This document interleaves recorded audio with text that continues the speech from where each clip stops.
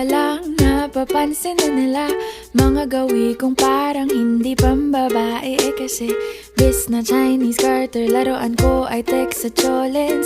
Tapos kajamin ko lagi noon mga sigang lalaki sa amin. Nung ako'y mag-high school ay napabarkada sa mga bay. Curious na babae na ang hanap din ay babae. Sa halip na makeup kit, bit-bit ko ay gitara. Tapos pormahan ko lagi ay long sleeves na t-shirt at faded na lonta.